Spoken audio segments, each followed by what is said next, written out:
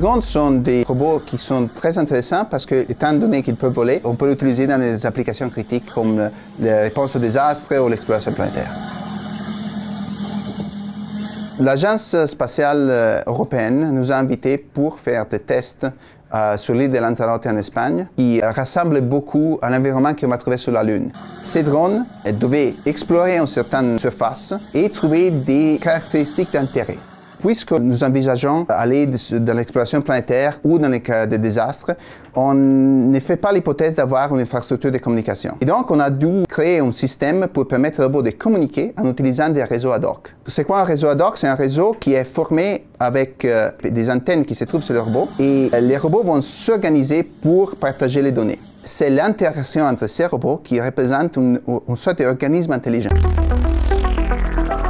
Pour la navigation, on a travaillé comment faire la cartographie. Par exemple, si on fait la recherche des victimes, on doit savoir où ils se trouvent et les robots doivent être d'accord sur ce type de cartographie. La troisième chose sur laquelle on a travaillé, c'est les interfaces. On veut faire des interfaces les plus intuitives possibles pour permettre à un opérateur de contrôler plusieurs robots de façon sécuritaire. Les drones, ça fait déjà longtemps qu'ils sont utilisés dans différents types de missions similaires, surtout en réponse aux mesures d'urgence, par exemple. Comment on fait pour rendre un système comme ça accessible à n'importe qui sans entraînement? Parce qu'on ne veut pas nécessairement que les premiers répondants, les astronautes, aient besoin d'avoir des centaines d'heures d'entraînement. On veut que, de façon relativement naturelle et intuitive, ils soient capables d'utiliser le système. Donc pour ça, on compare une méthode plus standard qui est basée sur l'utilisation d'un planificateur de mission graphique, donc sur une tablette. On compare ça à une nouvelle façon d'interagir avec les robots qui est basée sur un centre de commandement dans lequel on a des petits robots sur une carte, donc des petits robots de table qui représentent les vrais robots sur le terrain. Donc, qui nous permet, en manipulant les robots, de manipuler ce qui se passe réellement sur le terrain. Par contre, il faut comprendre qu'il y a une limite à l'intelligence qu'on peut donner à la flotte de robots. Jusqu'à quel niveau d'autonomie on se rend pour réussir à avoir une mission qui est efficace, puis en diminuant au maximum la charge cognitive de l'opérateur. On avait besoin d'une mesure plus objective, d'où le fait qu'on a commencé à utiliser un pupillomètre. Donc avec le niveau de dilatation de la pupille, on a une mesure de la charge mentale de l'utilisateur.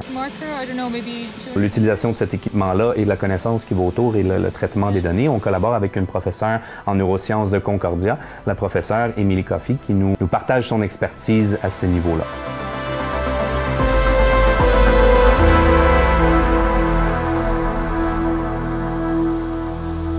Donc, ce qu'on fait ici, c'est exactement ce qu'on aurait fait à l'extérieur, mais plutôt que d'utiliser ces gros drones-là, on utilise de tout petits drones, mais c'est exactement la même expérience qu'on reprend. On veut avoir des vrais robots, c'est sûr, mais on veut pouvoir être dans un environnement plus contrôlé puis plus simple pour en faire une trentaine de candidats. Above your ears, yeah. My work is focused on integrating Wi-Fi-based communication network into our system, and we have our own programming language developed specifically for the swarming robotics application.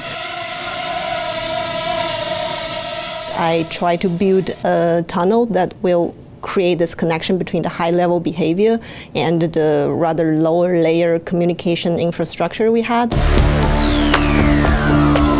Pour ces projets, la chose que je voudrais vraiment, c'est faire le génie de ce système. Un système avec vérification garantie, qu'on peut dire, voilà, allez-y, on peut l'utiliser dans des applications critiques comme la réponse aux désastres ou l'exploration planétaire.